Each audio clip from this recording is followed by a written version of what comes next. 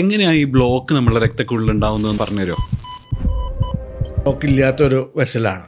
ഈ ഫ്ലോ നോക്കുകയാണെങ്കിൽ നോർമലായിട്ട് രക്തം പോണുണ്ട്. ഇതിൽ ഇവിടെ ഒരു വീതി കുറവുണ്ട്. അപ്പൊ അതിന്റെ ഉള്ളിൽ കൂടി ബ്ലഡ് പോണുണ്ട്, പക്ഷെ കുറച്ചും കൂടി മെല്ലിയായിരിക്കും പോണ്ടാവുക.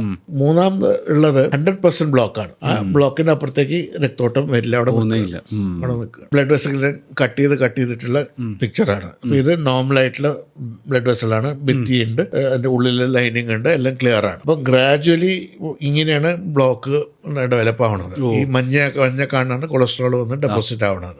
അതിങ്ങനെ ഡെവലപ്പായി ഇങ്ങനെ കൂടുതലായിട്ട് വരും. ഇവിടെ ഇങ്ങനെ ബ്ലഡ് ഫ്ലോ ചെയ്തുകൊണ്ടിരിക്കുകയാണ്. അതിന്റെ ഉള്ളിൽ ഈ ലൈനിങ് ചിലപ്പോൾ പൊട്ടുമ്പോൾ, ഇപ്പൊ ടെൻഷനുള്ള സമയങ്ങളിൽ അല്ലെങ്കിൽ വേറെ എന്തെങ്കിലും ഈ ഉള്ളിലെ ലൈനിങ് പൊട്ടുമ്പോൾ ഈ ബ്ലഡും ഈ കൊളസ്ട്രോളും തമ്മിൽ മിക്സ് ആവുകയാണ്. ബ്ലഡ് ക്ലോട്ട് ആകുമ്പോൾ ഈ ക്ലോട്ടിന്റെ അപ്പുറത്തേക്ക് രക്തോട്ടത്തിന് പോകാൻ വഴിയില്ല. കംപ്ലീറ്റ് ആയിട്ടുള്ള ബ്ലഡ് വെസൽ ബ്ലോക്ക് ആകുമ്പോഴാണ് മേജർ ഹാർട്ട് അറ്റാക്ക് വരുന്നത്. ഭാഗികമായിട്ടുള്ള ഒരു ബ്ലോക്ക് ആണെങ്കിൽ മൈനർ ഹാർട്ട് അറ്റാക്ക് ആയിട്ട് വരും. ആൻജിയോപ്ലാസ്റ്റി ചെയ്യുന്ന സമയത്ത് എങ്ങനെയാണ് ബ്ലോക്ക് മാറുന്നത്? ഈ ബ്ലോക്കിന്റെ ഉള്ളിൽ കൂടി നമ്മളൊരു വയറ് കൊണ്ടുപോവുകയാണ് ചെയ്യുന്നത്.